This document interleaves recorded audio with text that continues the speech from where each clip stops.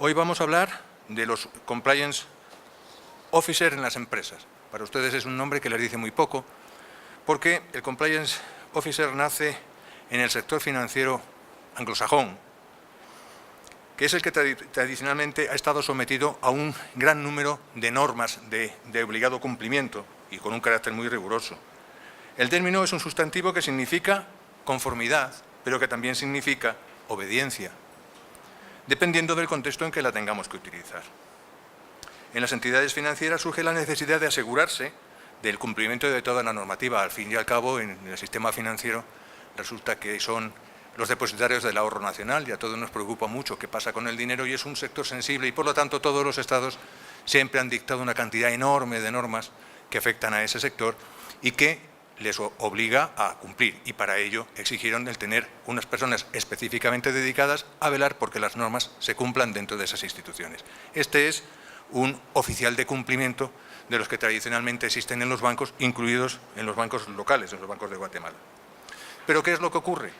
Que esa normativa, que tradicionalmente era propia en su cantidad y en su calidad para los bancos, se ha ido extendiendo a otros ramos de la actividad. Ya no son solo los bancos los que tienen que cumplir una inmensidad de normas, sino otros sectores de la economía. Y entonces están surgiendo ahora los compliance officers como profesionales que dentro de los ámbitos empresariales se dedican a velar por el cumplimiento de las normas en sus respectivos campos. Es decir, pues en las empresas que sean agrícolas de transformación, pues tendrán unas normas diferentes de aquellas que sean comercializadoras o una línea aérea. Cada cual tendrá las suyas, ¿verdad? Por tanto, ya no se centra en los oficiales de cumplimiento exclusivamente en los bancos, sino en todas las actividades. Es una figura jurídica de carácter híbrido, que aúna todas las facetas de control normativo en aquellas actividades jurídicas de las que sea protagonista la empresa, constituida por expertos normativos similares en actitudes a los expertos cibernéticos o expertos economistas. Son estos oficiales de cumplimiento responsables del cumplimiento normativo que proporciona tranquilidad jurídica. Tiene como principal función identificar los riesgos de sus empresas y diseñar un plan de acción adecuado que proteja a la organización, que le sirve para asesorar a los distintos miembros sobre cómo deben actuar, salvaguardando a la sociedad de incurrir en responsabilidad. Con el fin de gestionar los riesgos, la función del compliance se lleva a cabo, en términos generales, mediante 5 conjuntos de actuaciones que deben coordinarse entre sí, planeándose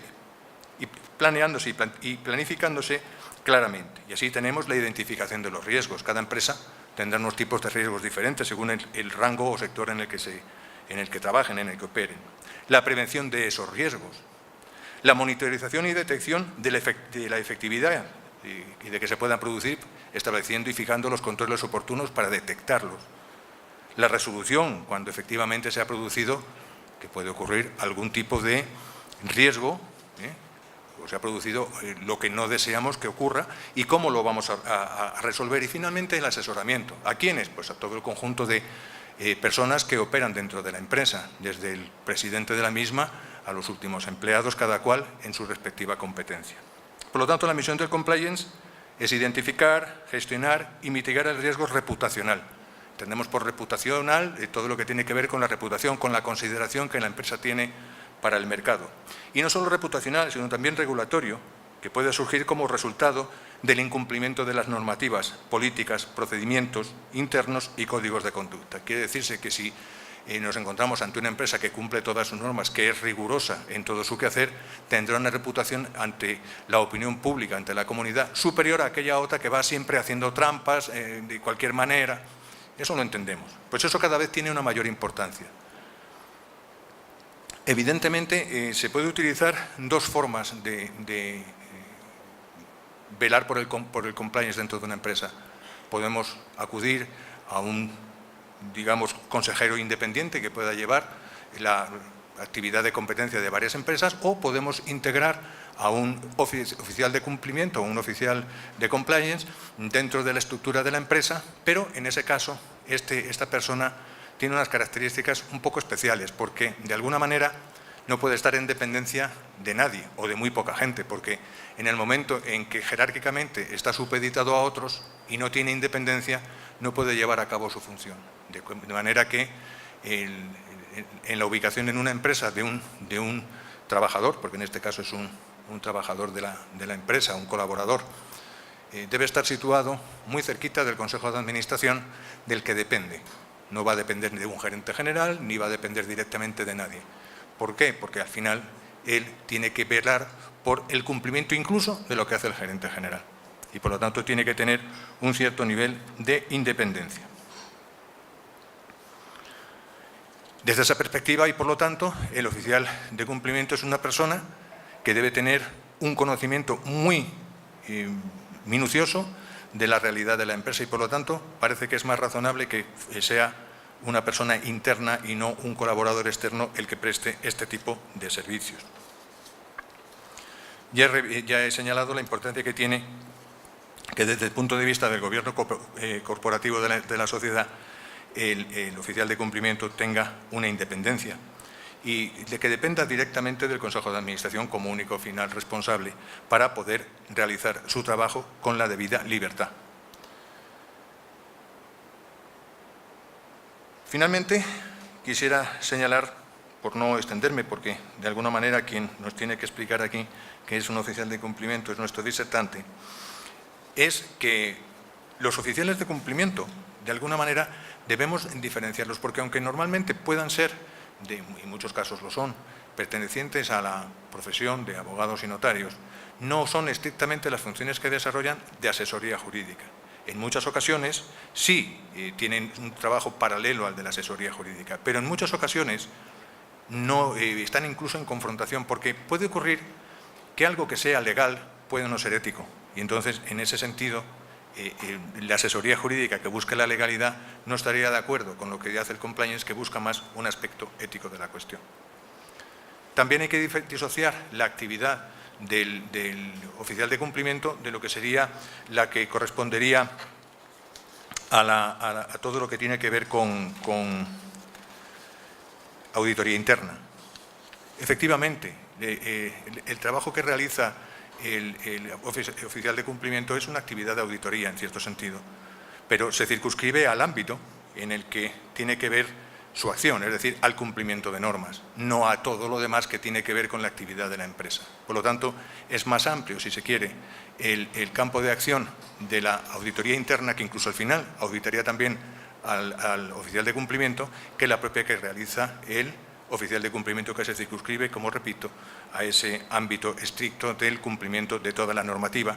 Y cuando digo de la normativa no me estoy refiriendo a las leyes que dicta el Estado, sino a los propios códigos de conducta y normas internas y reglamentos que las propias empresas dictan para un mejor desenvolvimiento y un mejor trabajo y acción. Quiero finalizar señalando que el compliance, el oficial de cumplimiento, tiene una tarea muy clara, y es que está muy vinculado con los aspectos éticos.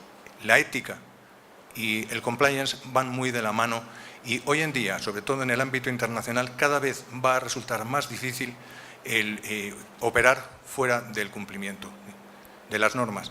¿Qué quiero decir con esto?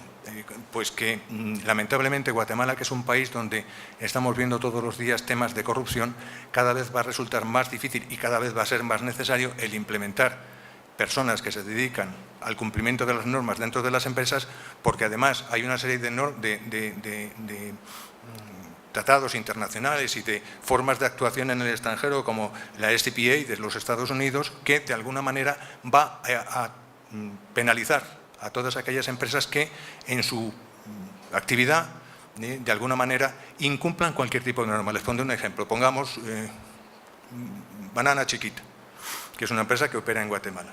Y supongamos que esta es una empresa que realiza su actividad normalmente y para mover los plátanos de un lugar a otro pues utiliza un transporte. Y resulta que ese transporte, el dueño de esa empresa de transportes ha intentado comprar a un alcalde. ¿Y eso se puede demostrar? Pues resultará que Chiquita no puede vender en Estados Unidos. ¿Por qué?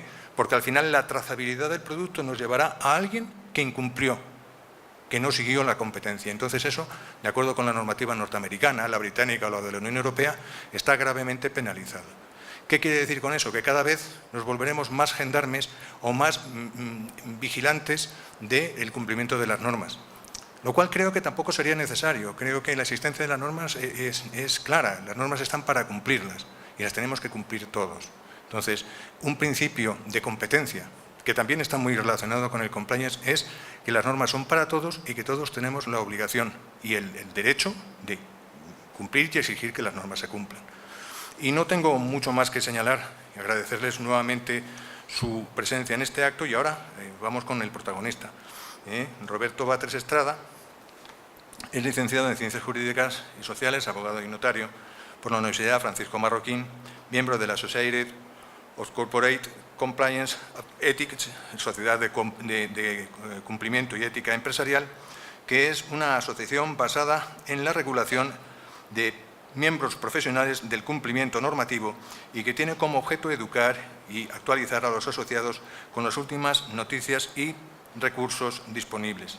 Es panelista y conferencista internacional en Brasil, República Dominicana, Estados Unidos, Panamá y el Caribe en temas de gobierno corporativo, sistemas de cumplimiento y de debida diligencia.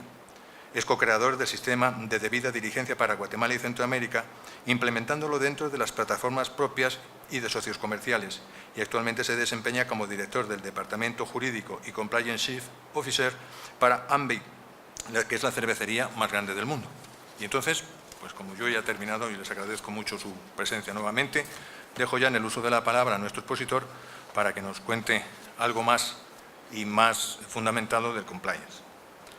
Bueno, muchas gracias, decano, señora vicedecana, les agradezco la invitación. La verdad que este es un tema que a mí me gusta mucho, me apasiona realmente lo que significa un programa de ética y cumplimiento corporativo. Vamos a ir viendo más adelante ahí por qué, pero además de esto es un tema no solo que me gusta hablar porque me apasiona eso, sino porque ustedes como estudiantes de Derecho o en la industria del Derecho se van a dar cuenta que este es un tema no solo está de moda, sino que es lo que viene para profesionales en este tipo de materia. Ese es el movimiento hacia dónde va la industria. Entonces, realmente hoy, ¿qué es lo que les vengo a hablar aquí un poquito? La introducción básica a qué es un programa de ética y cumplimiento corporativo.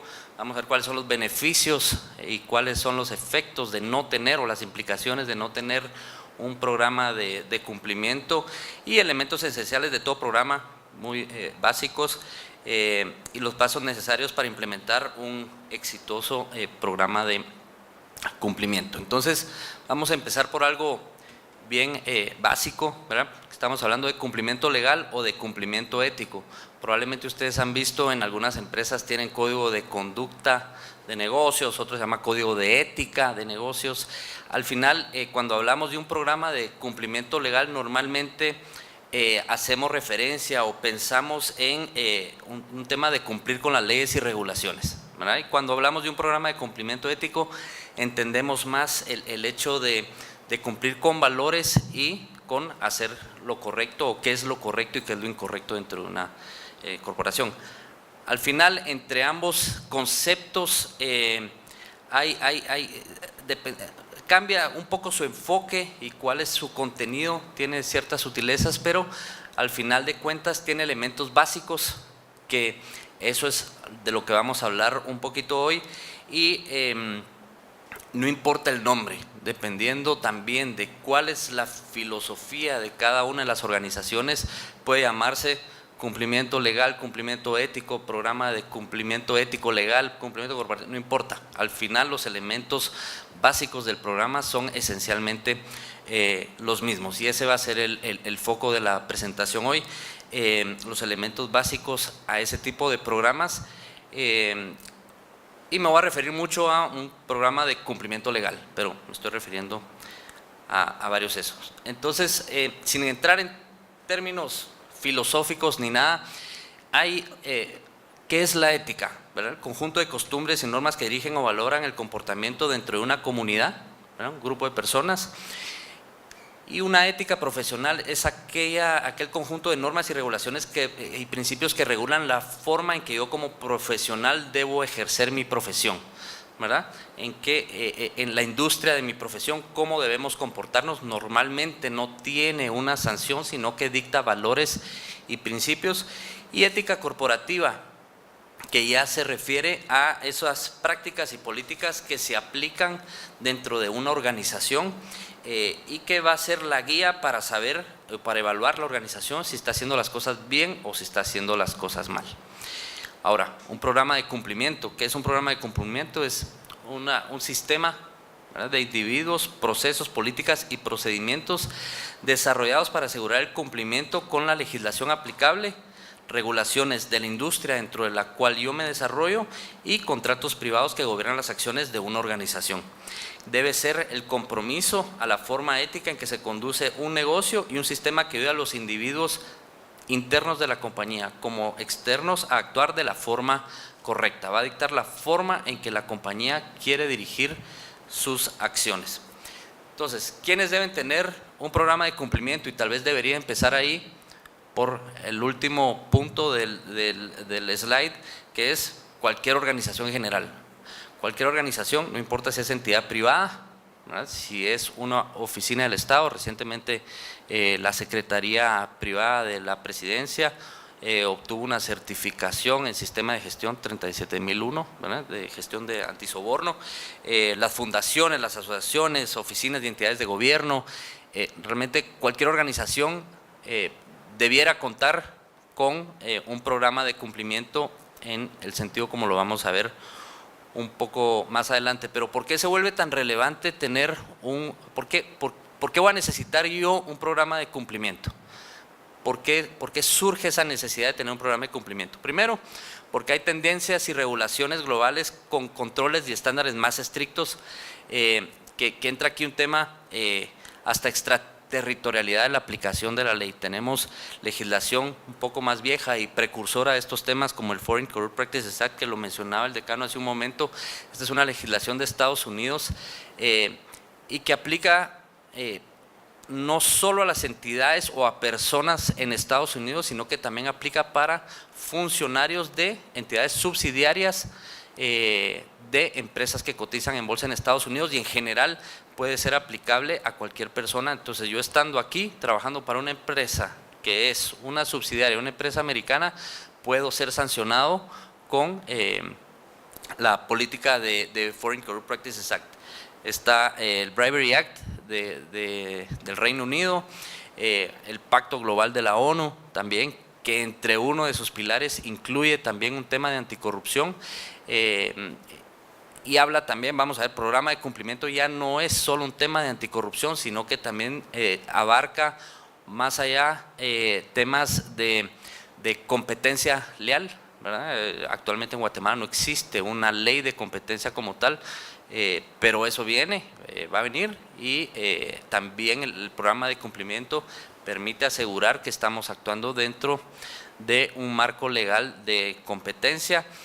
La Organización para la Cooperación y el Desarrollo Económicos, que establece estándares en materia anticorrupción, la ISO 37001 que les mencionaba antes, que tiene que ver con ese sistema de gestión antisoborno.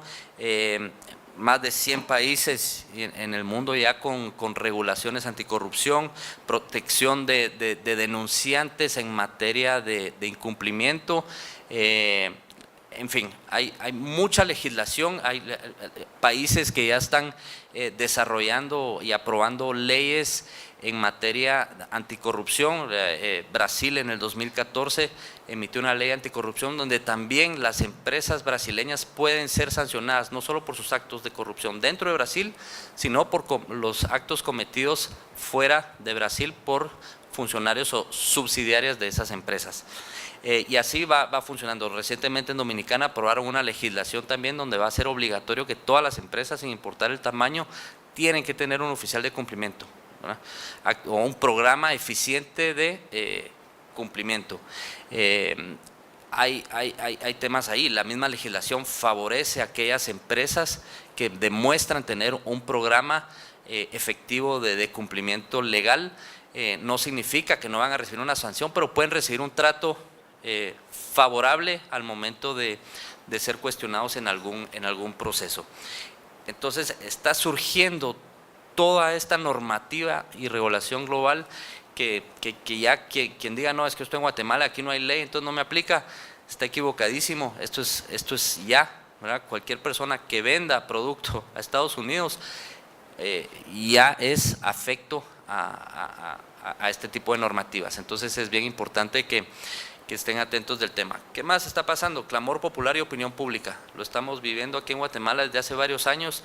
La gente está muy informada, hay redes sociales, hay prensa, entonces las empresas privadas sobre todo necesitan mantener su tema reputacional importante, su imagen reputacional, y estamos viendo que hay una opinión pública que está pendiente, ¿verdad?, de hacer circo de cualquier proceso que surja, y la investigación y la persecución también, ¿verdad? Estamos hablando aquí en Guatemala bastante persecución, no solo de funcionarios públicos, sino que también de entidades privadas en temas de corrupción, y que no es algo exclusivo de Guatemala, ¿verdad? Si vamos a Latinoamérica, aquí por mencionar algunos casos, Odebrecht prácticamente es una investigación y un proceso que se lleva en varios países, no solo de Latinoamérica, sino que globalmente, pero en Latinoamérica está por todos lados. Está el caso de Lilly, que es una farmacéutica francesa, que también está involucrada en procesos de investigación. Esto estoy hablando casos específicamente anticorrupción, ni siquiera de competencias, solo de corrupción. Ralph Lauren por unos temas en Argentina, de Maquila. Siemens también, una de las empresas que ha sido más castigada y de los precursores en temas de programas de compliance a raíz de la penalidad que ellos sufrieron tanto en Estados Unidos como en Alemania, con multas multimillonarias por haber licitado o haberse aprovechado de licitaciones de turbinas en Italia y en África y en otros países. Tuvieron un gran castigo. Entonces el castigo fue tan grande que pues son precursores y uno de los líderes en materia de programas de cumplimiento. Alstom también, que es otra empresa que se dedica a la fabricación de trenes, ¿verdad? Embraer, fabrican aviones, y Walmart más recientemente pues lo pueden buscar también involucrada en temas de investigación. El caso de Walmart es un tema del FCPA de Estados Unidos. Aparte de eso, de las investigaciones que surgen, antes era este tema de investigaciones estaba muy hacia África, ¿verdad?, del lado de Asia, por ese lado eran todas las investigaciones, y en los últimos 8 años, tal vez 10 años, se empezó a ver hacia Latinoamérica, ¿verdad? Al final, si ven abajo el mapa, está algo pequeño, pero lo quería poner ahí. Esto es el índice de percepción de corrupción de Transparencia Internacional.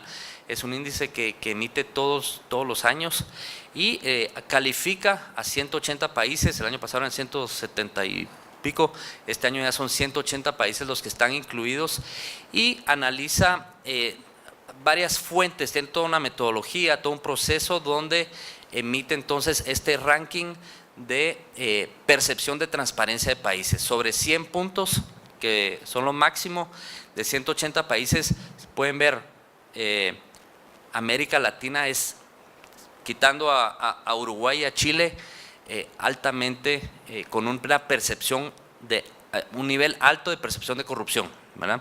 Estamos hablando ahí Guatemala en el puesto 143 con 28 puntos de 100. ¿Verdad?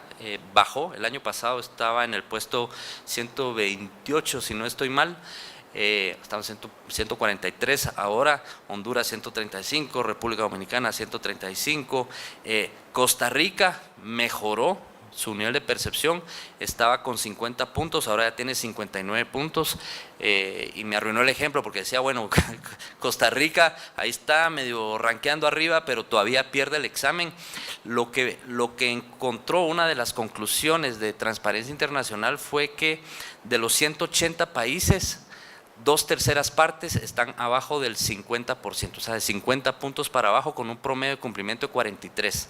Y Guatemala, si ven ahí en la lista, estamos metidos dentro de los países africanos, o sea, no solo estamos abajo del promedio, sino que además estamos dentro de los países africanos con un alto índice de percepción de corrupción. Entonces, es triste estar ahí, pero es la realidad. Nuestro entorno es muy corrupto y por eso tenemos que estar nosotros dentro de nuestra función, ya sea como empresarios, como abogados, como sea, incluso como funcionarios públicos, estar atentos al exigir el cumplimiento legal. Ahora, para la implementación ya de un programa de cumplimiento, hablamos de 7 pasos, que más que pasos son elementos de un programa de cumplimiento legal y que a pesar que están en números y otra cosa, realmente están todos relacionados, algunos vienen antes, algunos vienen después, pero se alimentan entre ellos. Y el primero, para empezar a hablar de estándares de conducta y políticas, estas son las herramientas que van a ser la base para construir un programa de cumplimiento dentro de una organización.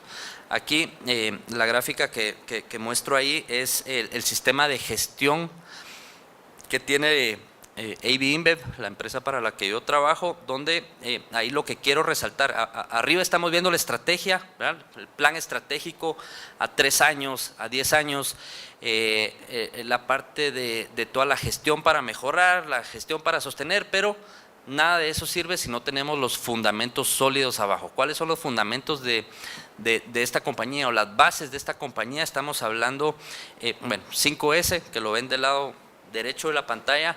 5S es una metodología de disciplina para limpieza, organización, etcétera, pero están las políticas de la compañía, las políticas globales de la compañía. ¿Qué estamos hablando ahí? Estamos hablando de código de conducta y otras políticas específicas globales que muestran la actitud ética general de la compañía y su énfasis respecto del cumplimiento riguroso de las leyes y regulaciones. El código de conducta de negocios de nuestra compañía, su primer párrafo es el cumplimiento legal, ¿verdad? De nada sirve todo el resto si no hay cumplimiento legal. Y es muy severo en el castigo a personas que incumplan con la ley o el propio código de conducta, pero transmite también el compromiso a decir, no importa cuál es la cultura del país, nosotros vamos a cumplir siempre la ley, ¿verdad? Entonces nadie puede pedir que se viole la política de la compañía, ¿verdad? Y puede ser sancionado la persona que así lo haga, incluso con el despido. Entonces, cuando hablamos de estándares de conducta, hablamos principalmente de un código de conducta. Como les decía, puede ser que ustedes hayan escuchado un código de ética, ¿verdad? Es muy común, un código de conducta de negocios, un código de negocios. Ese proporciona los lineamientos para la toma de decisiones y el comportamiento empresarial en forma general. Esto es aplicable a todos los funcionarios de una compañía, pero no solo a los funcionarios, sino que también a sus socios, a sus accionistas, incluso a terceros de la compañía. El código de conducta va más adelante hago un repaso más general de un código de conducta, pero básicamente va a hablar en términos generales el cumplimiento de la compañía a hacer lo correcto, ¿verdad? Y va a regular la forma en que nos vamos a hacer el relacionamiento, tanto interno en términos laborales, ¿verdad? Como el externo con el relacionamiento con la competencia, relacionamiento con medios, relacionamiento con funcionarios públicos, de una forma general, ¿verdad? Si hay algo específico que se deba atender, entonces vamos a ir a la parte de las políticas y procedimientos ya desarrollados según las necesidades y los riesgos que se han identificado dentro de la compañía, que esos pueden ir cambiando de tiempo en tiempo. Hablando del código de conducta, lo que les decía, dirigido a todos los funcionarios, incluidos consejeros, directores, empleados, proveedores, cualquier otra persona o entidad que pueda actuar en nombre de la organización. Algunos puntos importantes que les decía: presenta lineamientos generales que los funcionarios deben cumplir, establece claramente las expectativas para que todos los empleados comprendan qué es lo que se espera de su comportamiento. Por ejemplo, el código de conducta habla no tolerancia al racismo y la discriminación, ¿verdad? Entonces, no es solo que yo lo diga, sino que lo tengo establecido en una herramienta que dice, mira, nosotros no toleramos el racismo y la discriminación, ¿verdad? Asegura que los funcionarios actúan conforme a los estándares en su día a día, ¿verdad? Entonces, en su actuar, en toda relación que mantengan dentro o fuera de la compañía. Proporciona un proceso para toma de decisiones adecuada, confirma que la organización mantiene y sostiene una conducta apropiada de cumplimiento. Muchas veces se confunde un programa de cumplimiento legal con el código de conducta, y el código de conducta es un elemento de un programa de cumplimiento legal. A veces es un buen primer paso, pero no es suficiente tener un código de conducta, y sobre todo el código de conducta, pues, que tiene que ser un documento que sea con lenguaje claro, ¿verdad? Que sea conciso, que no sea técnico, ¿verdad?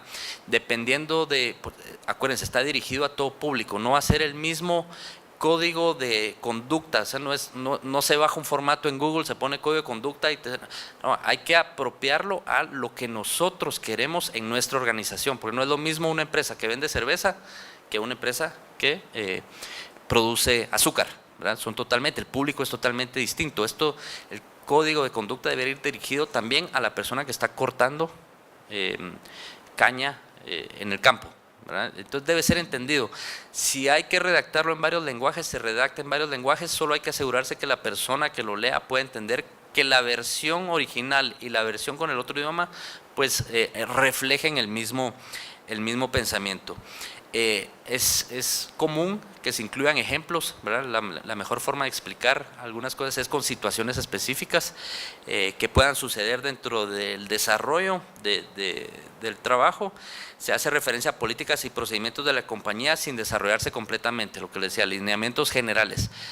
En el Código de Conducta se prohíben actos de corrupción, y hay una política anticorrupción, pero se desarrolla ya posteriormente en un documento específico de la política de anticorrupción.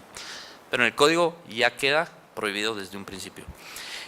Obviamente tiene que ser consistente con las políticas y procedimientos de la compañía que se vayan desarrollando, y también incluye la responsabilidad de la administración para explicar y hacer cumplir el código, ¿verdad? Esto es algo que se habla, el tone at the top. Si ustedes lo buscan en internet van a encontrar mucho este término. Es el compromiso de la alta gerencia en cumplir y hacer cumplir las normas de conducta.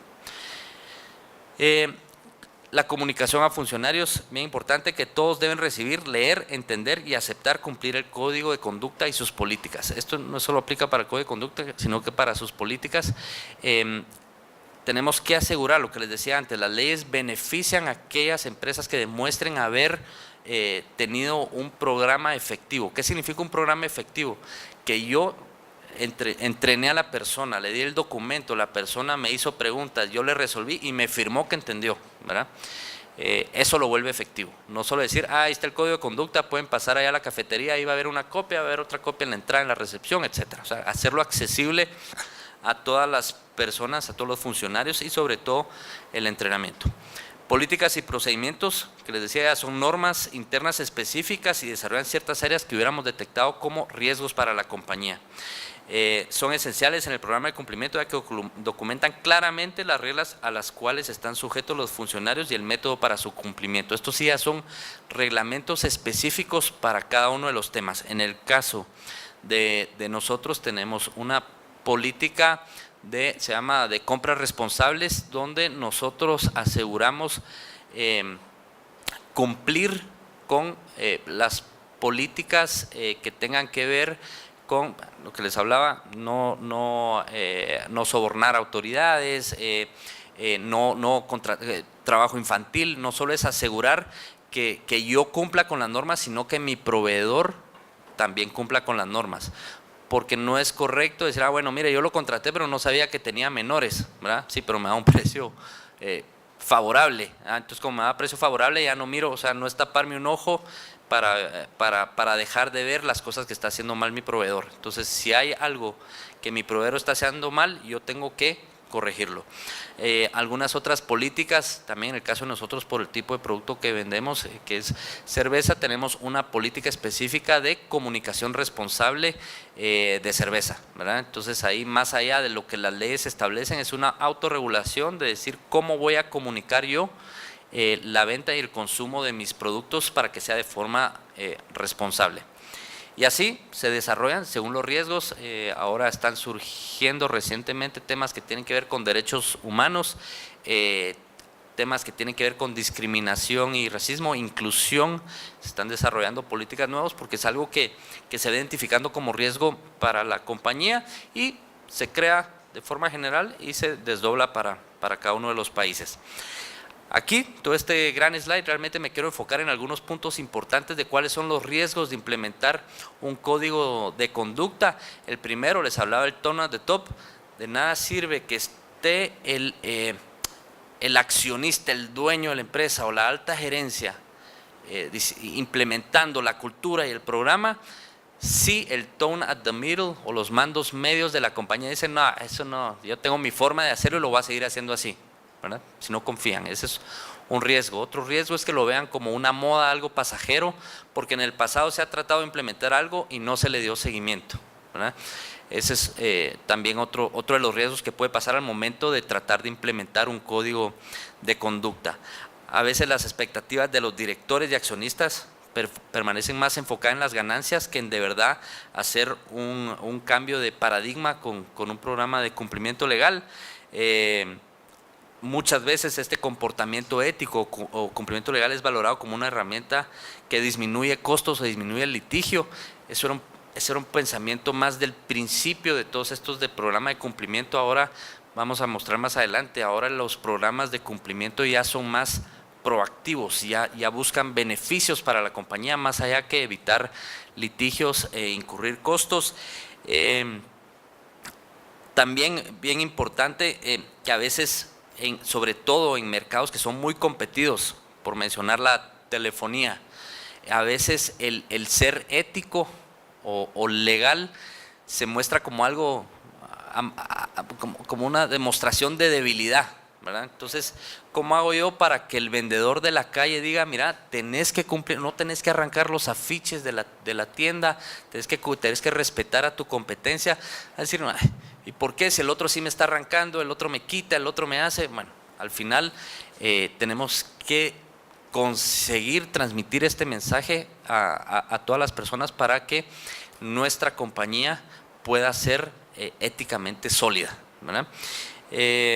Y a veces se vuelve, sobre todo cuando no hacemos un código de conducta o un programa desarrollado, adaptado a nuestra compañía, a veces queda muy vago y muy en el aire, entonces la gente no lo entiende, entonces ya no se cumple, ¿verdad? Entonces son algunas recomendaciones al momento de tener que redactar un código de conducta. Hablando ya del oficial y del comité de cumplimiento como otro elemento del programa, ya lo mencionaba el decano hace un momento, el oficial de cumplimiento es el principal elemento para asegurar la implementación y ejecución del programa de cumplimiento. No son los socios, no son los accionistas, es el oficial de cumplimiento que va a desarrollar el programa y que va a asegurarse de que el mismo se cumpla. Entonces, un oficial de cumplimiento, la disponibilidad del cargo va a depender del tamaño, alcance y cuál es el recurso que la organización dispone para ese cargo. Ahora, debe contar con la autoridad apropiada para ejecutar sus funciones, ¿verdad? De nada me sirve tener un oficial de cumplimiento solo para mostrar que tengo un oficial de cumplimiento si no le doy autoridad para que investigue, para que entrene, para que emita opiniones, para que analice, para que sancione. En algunos casos es algo perdido, es perder el tiempo. Cuando decimos disponibilidad del cargo, puede ser, dependiendo del tamaño, puede ser que yo necesite un oficial de cumplimiento que sea solo de tiempo parcial, ¿verdad? A veces algunas compañías lo que están haciendo es contratar terceros para que le hagan la función de oficial de cumplimiento, dependiendo del tamaño. Incluso puede ser que tengan un departamento completo de oficial de cumplimiento. Va a depender, cada caso es distinto, cuántos recursos tenemos.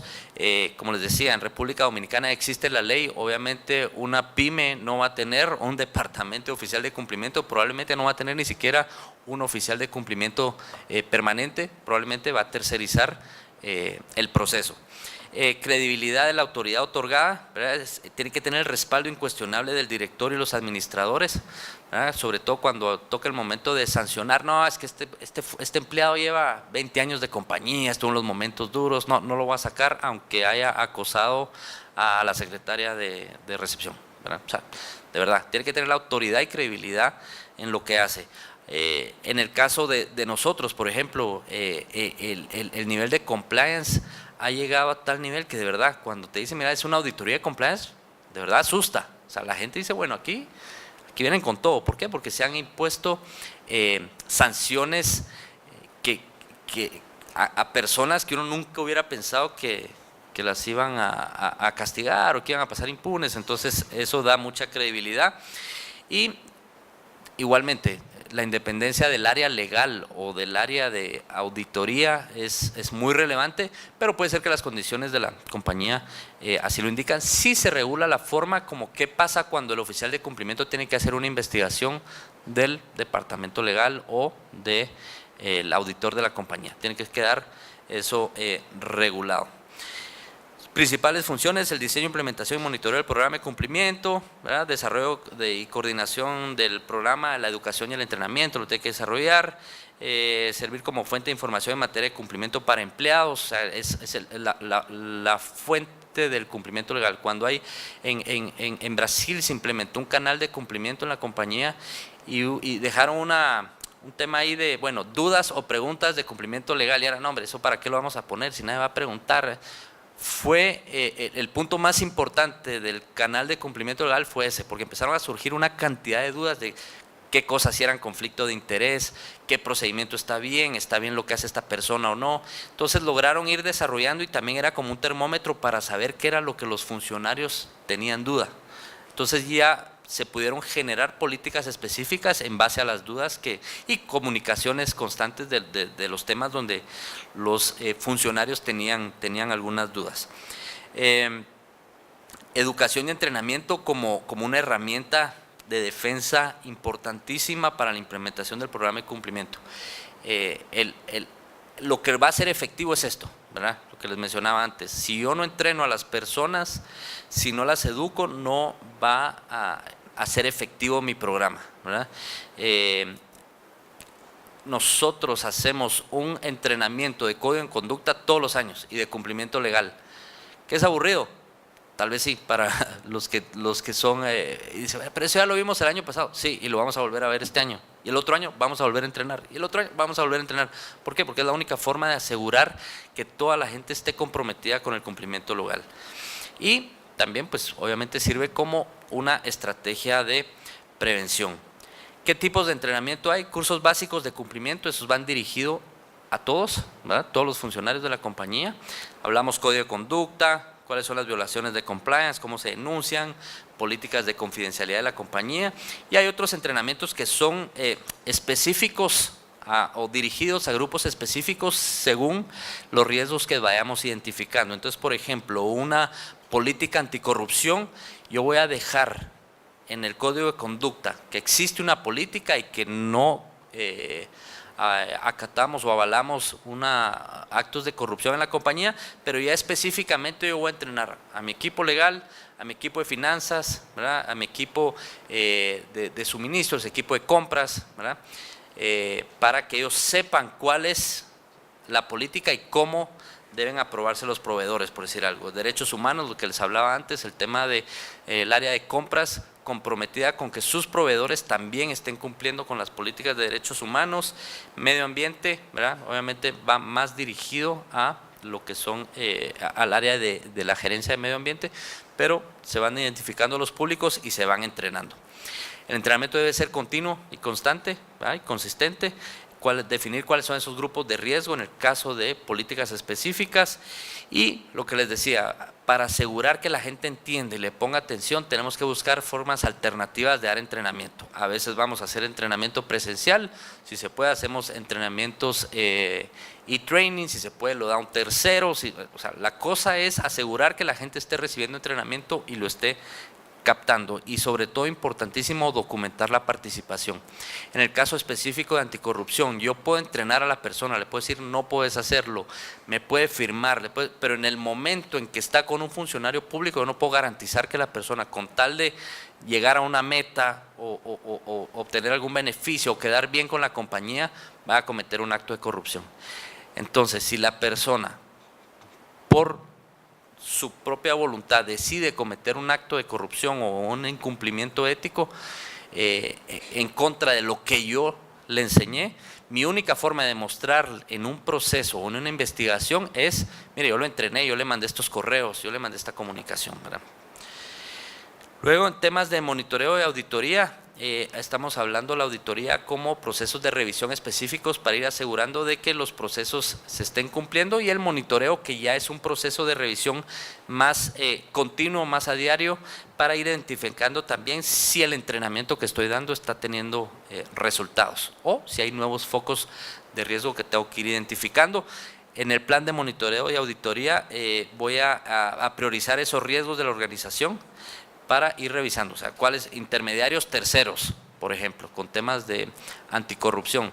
Tengo que asegurarme de que todas las personas sigan el proceso de debida diligencia y revisen a sus intermediarios y le den consecución. Conflictos de interés, que todos entiendan lo que es un conflicto de interés y cuándo puede surgir y cómo se comunica un conflicto de interés. Y así cada uno de los procesos que yo tengo que ir revisando, tanto con el monitoreo de auditoría. Actualmente, cada vez más en el programa de compliance puede empezar muy básico, como les decía, un código de conducta de un oficial de cumplimiento entrenando, pero se va volviendo mucho más efectivo cuando existen auditorías y monitoreos, y ahora hay cada vez más sistemas de control y monitoreo de todas las gestiones y todos los programas que vayamos ejecutando. Por ejemplo, temas de obsequios a funcionarios públicos, se comunicó,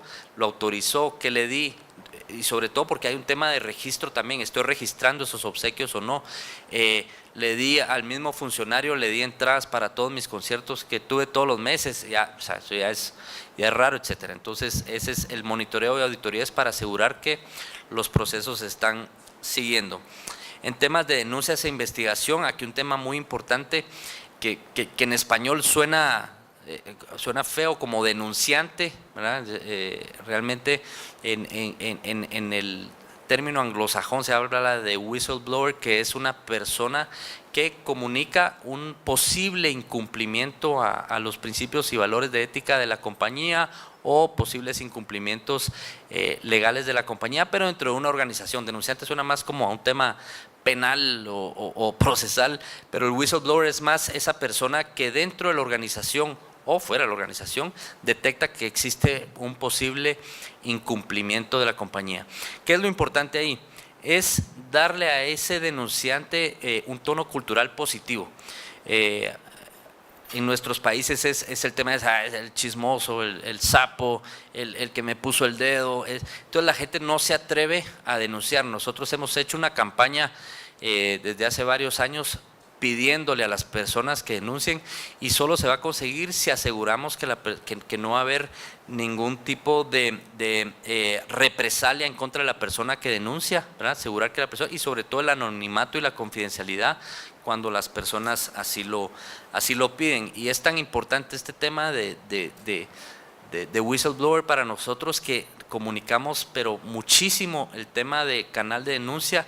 Tenemos el canal global para hacer las denuncias y tenemos también la comunicación a nivel local. Tanto dentro del intranet de nosotros existe un área específica para denunciar, pero también lo tenemos dentro de nuestra página web, porque permitimos que cualquier persona pueda denunciar, ese proveedor, un tercero, un competidor, ¿verdad?, que denuncie los posibles actos de incumplimiento que esté cometiendo la compañía, porque es la única forma que voy a saber si estoy actuando correctamente o no, o de corregir cuando encuentre que efectivamente hay una actuación que pueda no estar acorde al cumplimiento legal.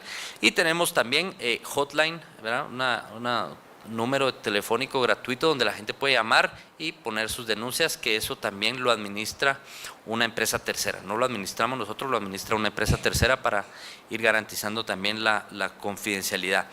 Cuando se detecta algún acto que pueda ser de incumplimiento, viene este tema de respuesta y prevención como algo bien relevante, sobre todo la parte de respuesta. ¿Cuál es la posición de la compañía después de confirmar una conducta incorrecta? ¿Qué es la actuación que vamos a hacer? ¿Cómo lo vamos a comunicar? Pero que la gente sepa que se hizo algo. Si hubo una denuncia de acoso, bueno, asegurar que la persona que cometió el acto reciba una sanción y que sea comunicada, ¿verdad?, para evitar que pase en el futuro. Y eso se va alimentando, esas respuestas van alimentando esa prevención, la prevención a través de acciones que nos anticipan a posibles situaciones de riesgo en el futuro. Algunas formas de manejar este tema de prevención es a través, nosotros tenemos matrices de riesgo, ¿verdad? Donde vamos definiendo cuáles son los posibles riesgos que tiene la compañía tanto adentro como afuera y lo vamos priorizando según la necesidad de tener que actuar o no en ciertas circunstancias y algunas cuestiones como cláusulas contractuales relacionadas con temas anticorrupción, por ejemplo, o cumplimiento de medio ambiente, que me permitan salir de un proveedor si yo detecto que incurrió en actos de corrupción. Por ejemplo, algún abogado que pudo haber estado involucrado o algún gestor de aduanas involucrado en este proceso de la línea, este tipo de cuestiones que yo pueda ir controlando. Y también asegurar que todos mis proveedores de riesgo o TP vendors, como se les conoce, que son todos aquellos proveedores que puedan en mi nombre o no gestionar ante una autoridad pública, ante un funcionario público. Yo tengo que asegurarme que esas personas las investigué o esos proveedores los investigué, que no tengan antecedentes de posibles actos de corrupción, ni la sociedad, ni sus accionistas, ni sus funcionarios, y que me garantice a través de una firma, de una certificación de que se compromete a no cometer actos de corrupción. Y por último, está la disciplina y el enforzamiento, que realmente la palabra enforzamiento no existe en español, pero en inglés el enforcement sí tiene un sentido más especial, que no he conseguido encontrar una palabra que en español, y tal vez ahí el decano me ayuda, pero yo no consigo una palabra que refleje realmente lo que significa enforcement, ¿verdad? Estamos hablando ahí la aplicación y disciplina, consignas para aplicar los estándares de conducta y políticas que tienen que ser justo, tienen que ser equitativo y tienen que ser consistente. Si existe una denuncia o un acto que lo cometen varias personas, el mismo tipo de acto, debemos asegurar que el castigo sea consistente, ¿verdad? Y por otro lado, las medidas disciplinarias que tienen que estar previamente establecidas y comunicadas, no me las puedo inventar en el camino. La gente tiene que saber que si incumple tal o si comete tal infracción que es gravísima, puede ser despedido e incluso pueden iniciarse acciones procesales en su contra. Igualmente tienen que ser apropiadas al tipo de ofensa o infracción, ¿verdad? O sea, no voy a utilizar un tanque o un misil para matar una hormiga, ¿verdad? Es que la sanción sea acorde al tipo de infracción. Ahora, en cuanto a implicaciones de no implementar un programa de cumplimiento legal, costos procesales, ¿verdad? Y no solo procesales, sino que tal vez antes de llegar a un proceso no se resume solo a eso. Costas procesales sí es muy importante. Por ejemplo, el caso de Walmart. Walmart ni siquiera había entrado ya en un proceso judicial, solo en la fase de investigación, que lleva más o menos 2 años, ha gastado, y se estima y está publicado, más de $1 millón diarios entre costas de abogados, entre costas porque esto es Nueva York, esto es en lo que están implementando en el resto de los países, investigación, revisión, $1 millón diarios, ¿verdad? Más de $450 millones lo que llevan gastado a la fecha desde que el New York Times publicó la posibilidad de que Walmart estuviera cometiendo actos de corrupción en México, ¿verdad? Entonces, ha salido carísimo. Distracción de la administración y gerencia, ¿verdad? ¿Qué significa esto? La gerencia y los directores deberían estar enfocados en la estrategia del negocio, ¿verdad? En el desarrollo de la operación, en traer más ingresos a la compañía.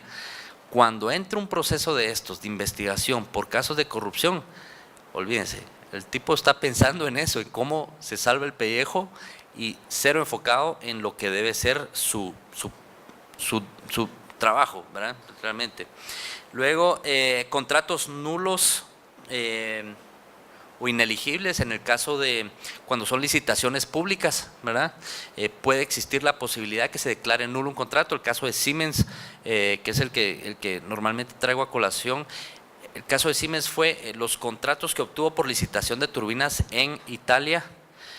Cuando recibió la sanción, no solo tuvo que pagar los 800 millones de euros de multa, sino que también tuvo que devolver los beneficios que pudo haber obtenido por el contrato.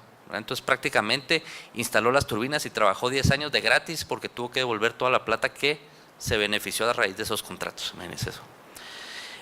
Aparte de eso, las consecuencias personales para las personas que pudieron haber cometido en nombre de la compañía, aunque la compañía se ha beneficiado, las legislaciones ahora estas internacionales no castigan solo a la empresa como empresa por el beneficio que obtuvo, sino que a las personas en lo personal.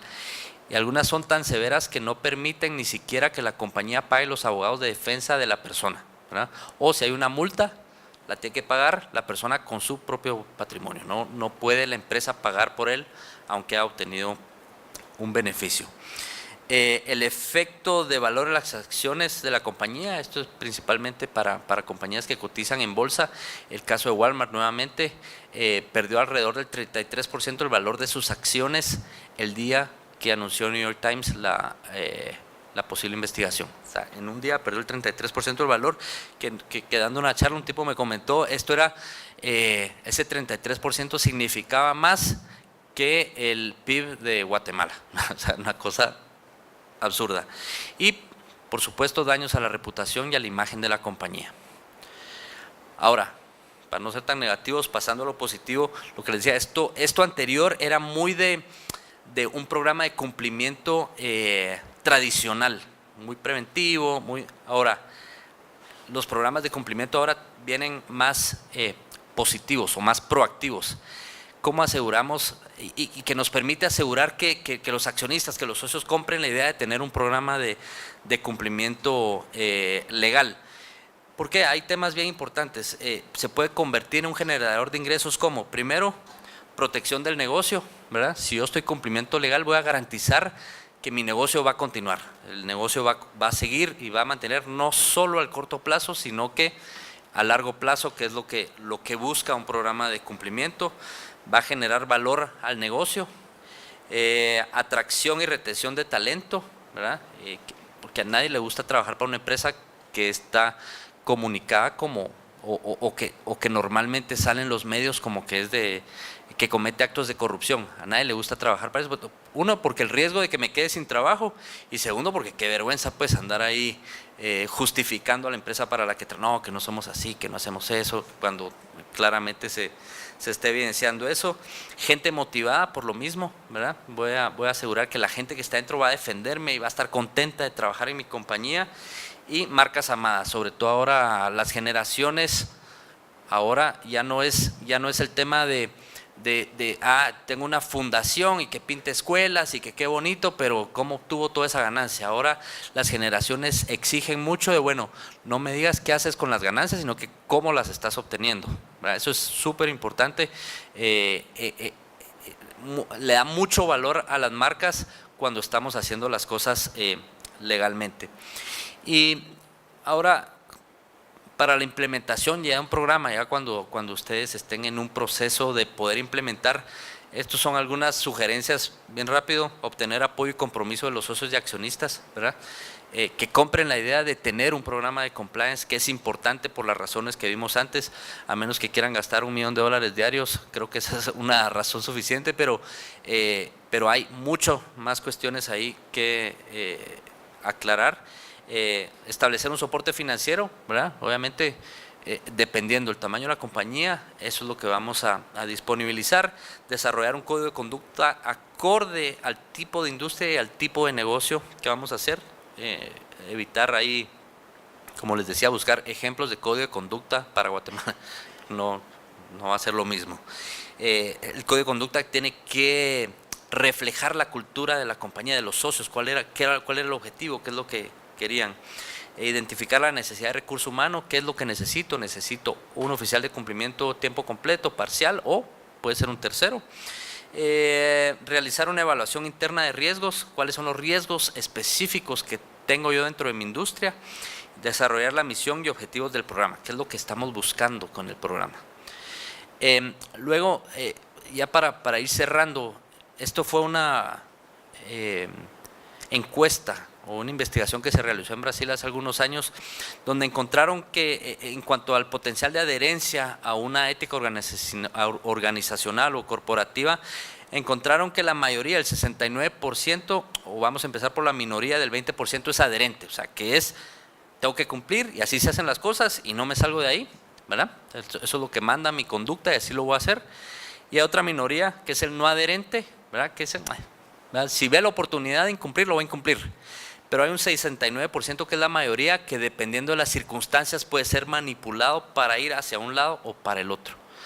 La función del oficial de cumplimiento en su entrenamiento, en sus actuaciones, en sus investigaciones, es asegurar que ese 69%, que es la mayoría, actúe la mayor cantidad de veces hacia el lado de adherencia a la política, ¿verdad? Y no al otro lado. Detectar cuál es esa minoría que no incumple, poderla sacar de la compañía y tomar decisiones al respecto. Y ya por último, ya esto es más para terminar, el gran matemático árabe Al-Kawasirmi le preguntaron sobre el valor del ser humano. Entonces dijo, si tiene ética, entonces su valor es 1. Si además es inteligente, agréguele un 0 y su valor será 10. Si también es rico, sume el otro 0 y será 100. Si por sobre todo eso es además una bella persona, agréguele otro 0 y su valor será 1000. Pero si pierde el 1 que corresponde a la ética, perderá todo su valor, pues solamente le quedarán los ceros. ¿Qué es lo importante de eso? Al final son las personas las que tienen que actuar éticamente, ¿verdad? Y si las personas actúan éticamente, la empresa va a actuar éticamente. Entonces ese es el mensaje aquí de cierre.